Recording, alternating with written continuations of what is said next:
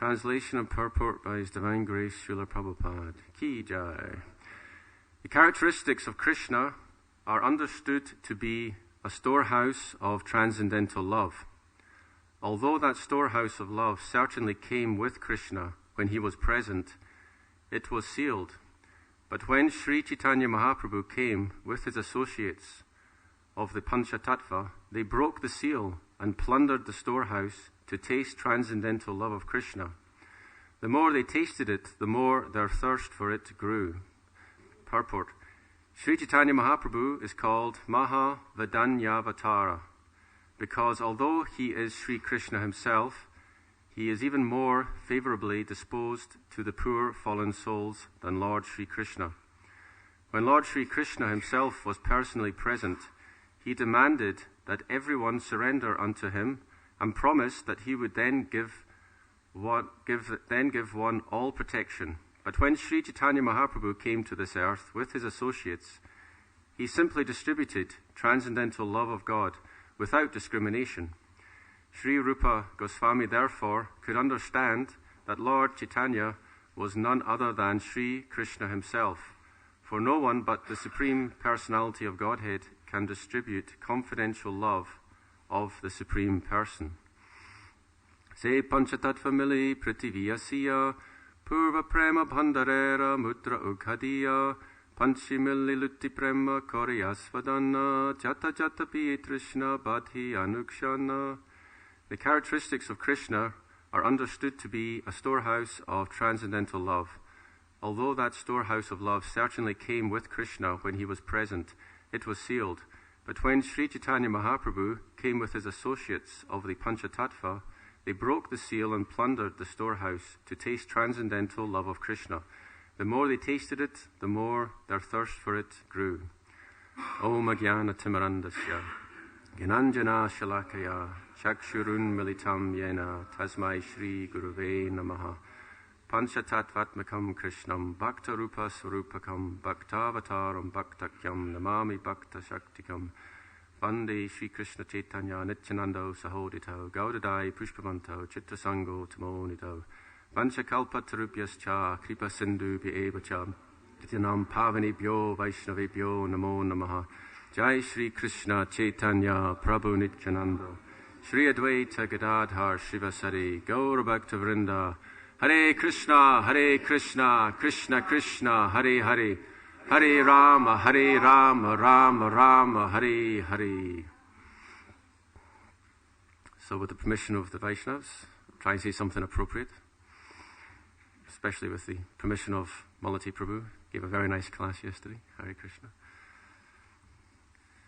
So this, in the build-up to Gaur Punim, we're moving around different sections of the Chaitanya Charitamrita. So today we're on chapter 7, which is a chapter that we've been going through verse by verse quite recently.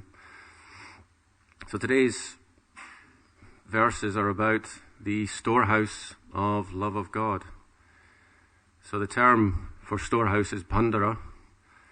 Here it's described Purva Prema Bhandara, meaning it's the storehouse of love of God, and it's Purva Prema, meaning it's not new. It was brought by Lord Sri Krishna. Actually, once in a day of Brahma, Lord Chaitanya Mahaprabhu comes and he gives this prema. This is very elevated. It's the spontaneous love of Godhead, which is only available in one part of one Kali Yuga in one day of Brahma. So there are 100 other Kali Yugas, but spontaneous love of Godhead is not available. So this is something very special. And as I mentioned, it's Purva Prema, meaning that Krishna brings this same spontaneous love.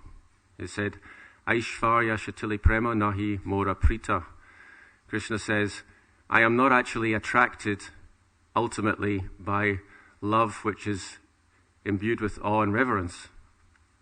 The love which is purely sweet, that is what's actually attracting me.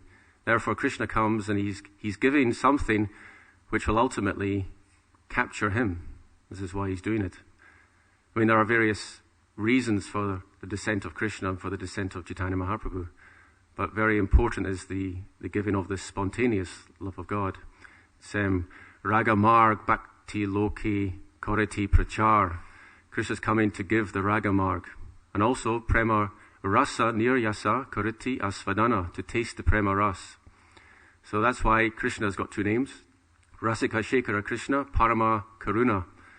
The first one being Rasika Shekhar, that's his own internal enjoyment of rasa.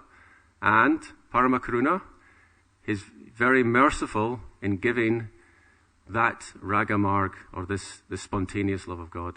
So this is the very special qualities of Krishna, which is then also given by Chaitanya Mahaprabhu. But the difference is, he is given it freely. Patra patra vichara nahi nahi stana stana. No consideration of time, place, circumstance, or suitable person. So it's interesting that in the Nectar of Devotion, there's a description of how Krishna is magnanimous. Now, the last time I gave class, I asked what was the word in Sanskrit for magnanimous, so I'll ask again, see if you get it right. There's two words I was thinking of for magnanimous. One of them's in today's purport. Vidanyaya. Okay, Vidanyaya is the dative case for unto the magnanimous one, and Vidanya is the word for magnanimous. So yes. And the other one? Audarya. So both these words, Audarya means, is also translated as magnanimous. So in Nectar of Devotion, both these terms are used to describe Krishna. And they have slightly different meanings. Audarya means he will give his very self to someone. Now that's generosity, right? To actually give yourself. And who can do that? Bali Maharaj gave himself. He's glorified. Atmanavedana. It's a very rare thing. So Krishna, he will give himself. And the other meaning, Vidanya, that means he's very, very generous. Now, a couple of examples are given in Nectar of Devotion. One is that when Krishna was in Dwarka, he was so generous that the opulence of Dwarka exceeded even that of Goloka Vrindavan. And now the opulence of Goloka Vrindavan is characterized by three aspects: Chintamani, touchstone, Kalpa Druma, the desire trees, and Kalpa Denu, the wish-fulfilling cows. So these three aspects, they mean that Goloka Vrindavan is very opulent. But when Krishna was in Dwarka, he exceeded even that. So Dwarka was more opulent than Goloka Vrindavan. That's what is explained in the Nectar of Devotion. Another example of the magnanimous nature of Krishna is that when he was in Dwarka, from each and every palace, he would distribute 13,054 cows every day. So that's a lot of cows, a lot of palaces as well, right? So that's millions. So this is the great magnanimity of Lord Krishna. Now, as I mentioned the last time I gave class, when Srila Prabhupada translated the Nectar of Devotion, he added little Gaura Lila aspects to it, which aren't in the original Sanskrit. So when he's discussing the magnanimous nature of Krishna, he adds a little sentence. He says, and Lord Chaitanya Mahaprabhu is even more magnanimous. So what's the reason? What is more magnanimous about Chaitanya Mahaprabhu? Yes, he opened it, exactly. So today's verses, it was sealed. Krishna had the storehouse, but it was sealed. You had to surrender first. But Chaitanya Mahaprabhu, he just opened it and said, let's distribute. Now this is an amazing storehouse, because the more they distributed, the more the storehouse increased. So in the invocation to Ishwapanasad, it said, Purnasya Purnamadaya Purnameva Vashishyati. When the complete is taken away from the complete remains. It's like 1 minus 1 is 1. This is spiritual arithmetic. But actually this storehouse of knowledge, when you think about it, it's even more amazing, because 1 minus 1 makes several hundred. Because every time they emptied the storehouse, it increased several hundredfold. And then they would, several hundred minus several hundred makes several tens of thousands and so forth. So you see the storehouse of knowledge is increasing more and more. So this is the magnanimous nature of Mahaprabhu. So I was considering this magnanimous nature, referred to as Vidanya. Actually, the purport, Prabhupada refers to Rupa Goswami. So he's clearly referring to this verse that Rupa Goswami spoke when he met Chaitanya Mahaprabhu in Prayag. Namo Maha Vidanyaya Krishna Prama Pradayate Krishnaya Krishna Chaitanya Namni Gaura Taze Namaha. How he is very magnanimous because he's giving Krishna prema And he is none other than Krishna himself. Krishnaya, Krishna Chaitanya, means that Krishna Chaitanya is Krishna. So I was reflecting on this Vidanya. Now we mentioned how it's free. That's one reason why it's Mahaprabhu is very magnanimous. He's given it freely. Also, if you consider who he's given it to, he's given it to anyone and everyone. Now Krishna, there was a condition. You had to first of all surrender. Mahaprabhu, anyone and everyone. It said, Se dvari achandali, kirtana sanchari, nama prema malaganti, paraila sangsari. That Lord Chaitanya, he wove a garland of Nam and Prem, and he distributed it to everyone, including the untouchables. So we see the differences that Mahaprabhu, he will even give Prema to the untouchables. So he's giving something that's actually very rare as well. We have this statement that the human form of life is very rare. We say, Nrideham ajam sulabam sudurlabam. The human form is very rare, but it's also easily attained because it's attained through the laws of nature. So human life is rare, but then we have this statement in the Bhagavad Gita, Manushyanam sahasrashu kaschajatari siddhaya. Out of many rare human beings, a rare one will endeavor for perfection. And then yatatam apisidanam kaschat mam veti tattvataha. And of those rare ones who are endeavoring for perfection, perhaps one knows me in truth. So to actually know Krishna is rare several times over. And actually, when we consider what Mahaprabhu's giving, that's also very rare. There's a statement, Vidi Bhakti Brajbhav Paiti Nahi Shakti. Through regulated devotional service, we cannot obtain the mellows of Vrindavan, because Vrindavan is only for those who practice spontaneous love. So Vidi Bhakti Brajbhav Paiti Nahi Shakti means that even though you may perform devotional service for lifetimes, does not mean that you will get spontaneous devotional service. There's a statement, Tatra laulyam apimulyam ekalam janma koti sukritayar nalabhyate. The qualification, the adhikar for spontaneous devotional service is greed, and you will not obtain it through janma koti sukrita, means performing pious activities for crores of births. Now, for a while I used to think this meant material sukriti, but actually it can also mean spiritual sukriti, because regulated devotional service also does not have the power to give you this spontaneous love of God. So we can see how rare what Mahaprabhu is offering. And actually there's another sense it's very rare. If you look at the characteristics of devotional service, Kleshagni Shubhada Moksha Laguta Krit Sudurlabha Sandrananda Visheshatma Sri Krishna Karshini Chasa. There are 6 characteristics of devotional service. Now the first 2, they apply to sadhana bhakti. That is, they destroy all miseries and they give all auspiciousness. But the next 2, they apply not to sadhana bhakti, but they apply to bhava bhakti and prema bhakti. So these 2 are moksha laguta krit and sudurlabha. So that means that when you have this bhava bhakti, then liberation becomes very insignificant in comparison. It's kaivalyam narakayate, that Prabodhananda Saraswati says that for one who has received the merciful glance of Chaitanya Mahaprabhu, and for such a person, liberation is like hell. And the other quality is sudurlabha. As we mentioned, sudurlabha means it's very rare. So then we're having bhava bhakti and prema bhakti is very rare. The final 2 are Sri Krishna Karshini, that prema bhakti attracts Krishna. That's not on the platform of bhava bhakti. And the other one is Sandrananda Visheshatma, extreme bliss. So we see that what Mahaprabhu is offering, now the term used is prema. Actually, prema means love. All religions of the world, well, maybe not Buddhism, they talk about love of God. So love is a very kind of general term. But we can ask, what specifically does it mean? Now, the word prema, well, prema has different meanings.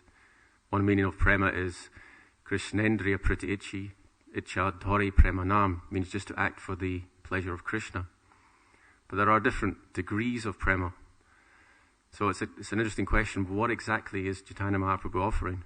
You see, this it coincides with it relates to the fourth or fifth verse of Chaitanya Charitamrita, where it said, Anarpitam charin chirat karunayavatirna kalau sarmar payatum natochvala rasam svabhakti shriyam. How Mahaprabhu is giving something that has not been given for a long time. And what is he giving? The term used is unnata uchvala rasam svabhakti shriyam. Now the term svabhakti shriyam means it's the treasure of devotion to himself. And what does unnata uchvala mean? Any offers? Let's break the word down into two pieces. Unnata means what? Means very elevated. And uchvala? Brilliant, yeah. It's a term that's used to describe the conjugal rasa, also a nectar of devotion. Sometimes the conjugal rasa is referred to as uchvala. Often it's referred to as madhurya. Shringara is also referred to as shringara. It said, Sabha rasa hoiti shringari adhika madhuri, that this shringara ras is very sweet. That's why it's called the madhurya ras. So it's described that Mahaprabhu is giving the unnato chvala ras. It's a very elevated conjugal rasa.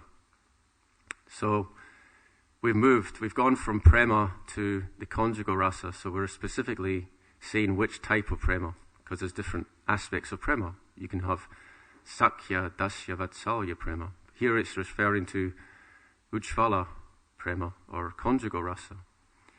Now, we can take it further. We can say, well, there are different degrees of prema. Like in the fourth chapter of Chaitanya Charitamrita, there's a statement, Khladinira sara prema, prema sara bhav, bhavara paramakashta hoi mahabhav. The essence of the Hladini Shakti is prema. The essence of prema is bhav, which is ecstatic love. And the highest limit of bhav is mahabhav. So, when we are discussing Srimati Radharani, and she's known as Mahabhav Sarupini, that she is embodies this Mahabhav, so that there's a boiling down of this prema, condensation.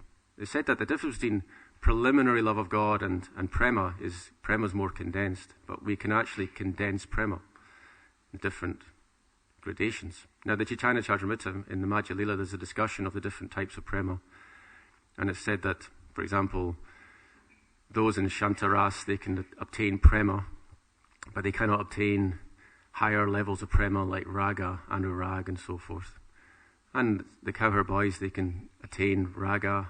I think it's anuraga they contain. Although sometimes it's said that Subal, he can reach the platform of bhav, which is just before mahabhav. And there are so many considerations. But it's described how only within the conjugal rasa is this mahabhav available. And in mahabhav there's different levels as well. There's rudha mahabhav, adi rudha, modana mohana, and then madana. So madana is the soul, that special love that only Srimati Radharani has. So then, it's actually interesting, we have this statement, naparayaham. Krishna tells the gopis, I cannot repay you. So I was listening to one lecture by Govinda Maharaj, and he was saying, actually the gopis Krishna can repay the gopis, but it's Srimati Radharani's love that he cannot repay. So the idea is here that this Madanakya Mahabhav, this is so special that only Srimati Radharani has it. Now, I'm leading somewhere here. And if we go to the embankment of separation, because I was discussing what is Mahaprabhu giving. Now we've said it's the Unnatochvala rasa, the elevated conjugal rasa. So can we say anything more than that?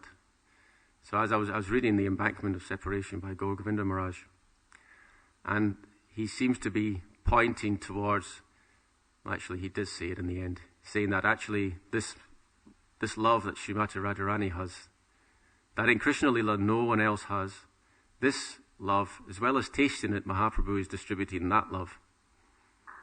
Now this is, wait a minute here, how is this possible? To the jivas even? Well, here's a statement, here's a conversation that appeared after one class that Govinda Maharaj gave.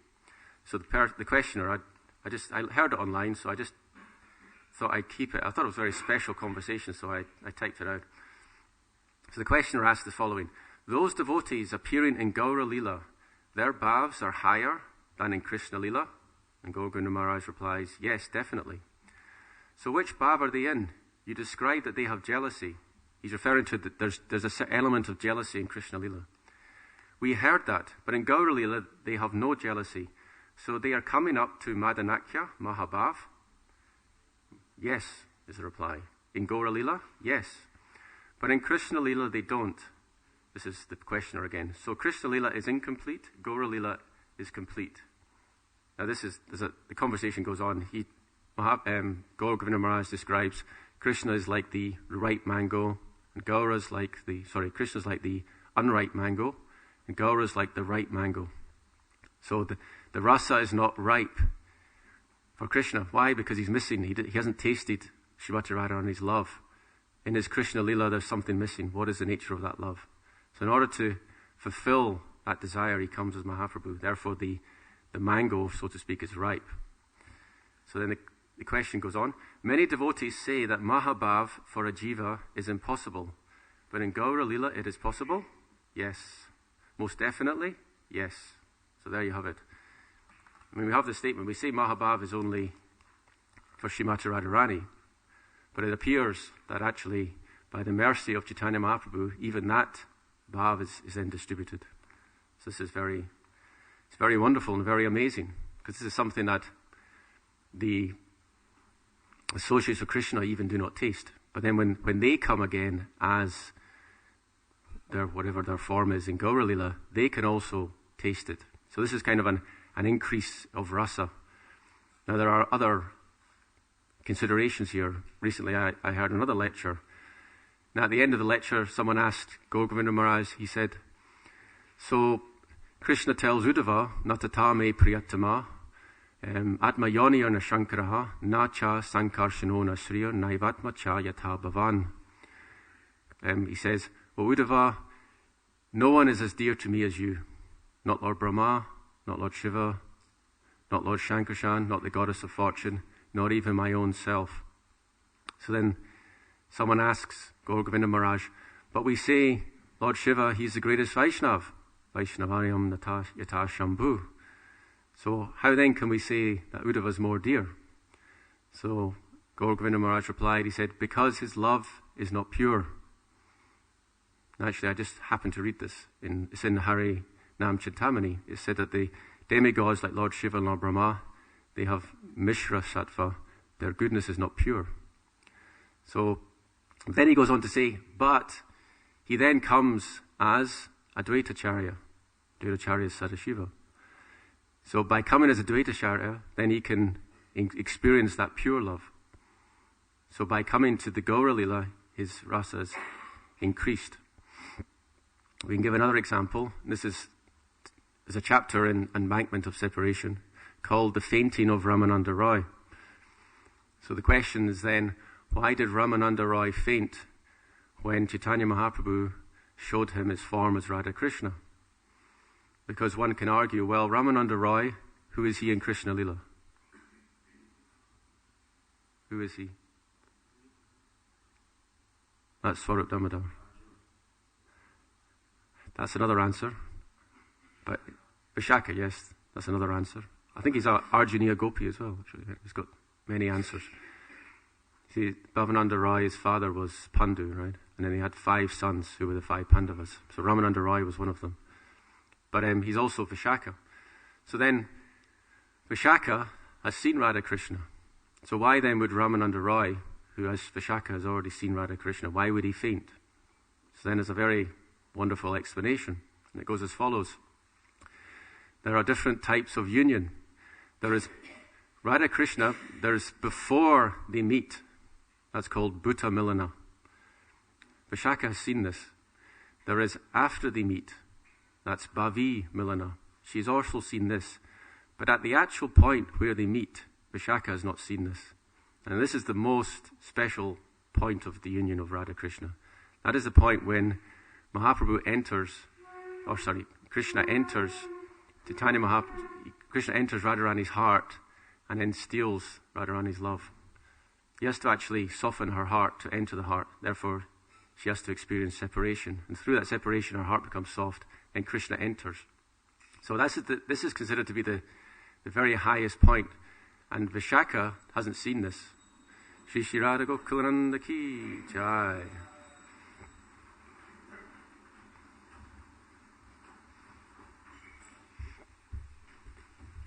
But as Ramananda Roy, Chaitanya Mahaprabhu reveals this. So it's something that's like an upgrade, so to speak. This is how so seen from this angle of vision, we see how the Gaura Lila, although in one sense it's the same as Krishna Lila, in another sense there is something extra there. There's something extra there in terms of what has been tasted. So as I mentioned, Chaitanya Mahaprabhu, he's tasting it and he's also distributing it. The tasting it is the internal reason, and the distributing is the external. Now if we look at his life, actually in some ways the two they're kind of interwoven. I said Nama, Prema, Mala, Ganti, Paraila, Sangsari. He wove a garland of Nama and Prem. What that means is the chanting of Hare Krishna is the same as the tasting of Hare Krishna, or the tasting of rasa. So in the Harinam Chintamani it said, it is Nama Parad to consider chanting Hare Krishna to be sadhana and not to be the goal. It is sadhana and it's sajja. So when Mahaprabhu, when he's performing the Yuga Dharma, the activities of the Yuga Dharma to distribute love of God, when he's giving this spontaneous love, it's not that's only what he's doing. He's also, the internal reason is also present simultaneously, because through the chanting he's also relishing. For example, at the Ratha Yatra, he's before Lord Jagannath, and he's saying, Gopi Bhartuf Pada Kamalayor Dasa Dasa Anudas. I am the servant of the servant of the servant of the master of the gopis. So although he's a sannyasi, he's in Naham Vipro Nacha Narapati Napi by Shona Sudro. He says he doesn't belong to any caste, any varna, any ashram. So although he's a sannyasi, his internal mood is servant of the gopis. So this is him, he's relishing this mood of Radharani. And as we know in the Ratha Yatra pastime, when Mahaprabhu stopped, the cart carried on, and then there was a competition. I mean, would Jagannath have to stop because Jagannath can't be without Chaitanya Mahaprabhu, or would Chaitanya Mahaprabhu have to stop, have to move forward? So who won the competition? The answer was Chaitanya Mahaprabhu. So that demonstrated how Krishna needs Radharani even more than Radharani needs Krishna, in effect. Jagannath had to stop because he couldn't bear to be without Chaitanya Mahaprabhu, who is Krishna in the mood of Radharani. So we see how when the distribution of the holy name is going on, then the internal aspects are also present. So we can't sort of divide the two. And also the other way around, later on in the pastimes in Jagannath Puri, Mahaprabhu, he was living in the Gambhira. So it appears that that's the preaching has stopped, so to speak. He's no longer, for the first 6 years after taking sannyas, he was traveling around. And then for, I think, another 6 years in Jagannath Puri, he was cultivating the Nam Sankirtan. But as his life progressed, more and more he was in the Gambhira, just experiencing the love of God. But actually, that is also preaching, because it's all recorded, and therefore we get to read about it. So this is part of the spreading of love on God. So it's said, Apani Karimu Bhaktabhava Angikari, Apani Achari Bhakti Shikaimu Sabari. Mahaprabhu's coming, and he's taking the mood of a devotee, and he's teaching by example. So the internal and the external reasons for the descent of Mahaprabhu, they're actually simultaneously served in his pastimes. I was thinking this way, and it's kind of artificial to somehow draw a division and say, well, that was external and that was internal, because the internal was also external because he's a teacher, and the internal is going on within the external because the holy name is full of rasa itself. So in this way, there's no dichotomy here. Like sometimes we think, I want to cultivate my own Krishna consciousness, but also I want to spread Krishna consciousness. And we see a difference, right? Shall I preach or shall I cultivate my own? But in a sense, to be on that platform means we're not on the platform, the high platform. Because those who are distributing, they're tasting at the same time, right? And those who are tasting it, they're tasting it in order to have something to give to others. So it's kind of, we want to try and not have this kind of, actually as Vishaka Mataji said when she was here, she said, we shouldn't think of this kind of external and internal. We shouldn't think, well, I have to balance my material life and my spiritual life. She makes the point is, no, you should just spiritualize your entire life. The point is this, if you are properly situated, properly following the order of the spiritual master, then whatever aspects of your life look like they are external, they're actually internal. And there's no point, you're 24 hours a day, you can be absorbed in the service of Krishna. You can have a career or whatever it may be, bringing up family. You don't need to see that as external. You only look at it as external because you've not made the grade, so to speak. But once you actually become advanced, then 24 hours a day, you're always thinking of Krishna. So therefore, the two aspects, they go together. You give the example of Tamal Krishna Maharaj. So he complained to Prabhupada. He said, I can't think of Krishna. I'm just thinking of bricks and sand and so forth, because he's trying to build temples. And Srila Prabhupada said, no, this is your Krishna consciousness. You have to see it differently. See, so we get this. I mean, in a way, it's nice to have this anxiety. I want to sit down and read. It's a desire to read. So it's very nice. But in another sense, if you think, I'm going to stop this because it's not Krishna conscious, then that's a mistake, you see. So therefore, we should have faith that if we simply follow the order of the spiritual master, then love of Godhead will awaken. And Srila Prabhupada was very down to earth, wasn't he? I've kind of given my class today was a little bit, I was talking about Mahabhav and stuff. Prabhupada was very down to earth. But his beauty was, he was down to earth and very elevated at the same time. Because you can't, if you give up one, it's artificial, it's sahaja. So it's like, there's been so many great Vaishnavas since Srila Prabhupada came. But one thing was for me is very significant about Srila Prabhupada was the degree he inspired ecstasy to distribute his books and to chant Hare Krishna on the street. The Hare Krishna movement was very, very prominent, very much in the public eye in the 70s and also in the early 80s. But gradually, the Hare Krishna movement has become more internal, as in behind closed doors. Kirtans are more going on inside the temple rather than outside the temple. Now, I was actually thinking, we had this saying that Kamsa was Krishna conscious. Now, he was a demon. He didn't have bhakti, but he was conscious of Krishna. So there's a difference between Krishna consciousness and devotion. Now, we can't make someone devotional. It's purely whether Krishna wants. Krishna's the giver. It says, Krishna eka prema datta shastra praman. Only Krishna can decide who gets prema. But we can make people Krishna conscious in the sense as we can make them aware of the Hare Krishna movement. So it's sad in effect, because we have in many ways, the Hare Krishna movement is a lot stronger now than it used to be. It's on a strong financial footing. And there are so many devotees who have many decades of experience.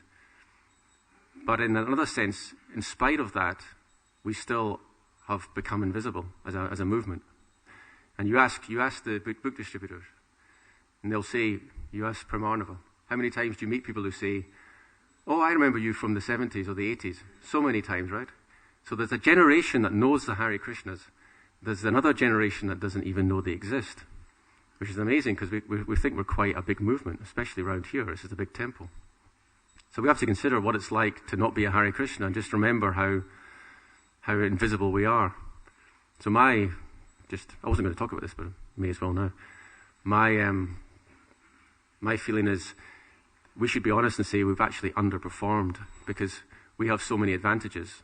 But we have, in spite of those advantages, we've actually become, to a large extent, invisible as a movement. Hare Krishna. So I'll stop here and any comments or questions.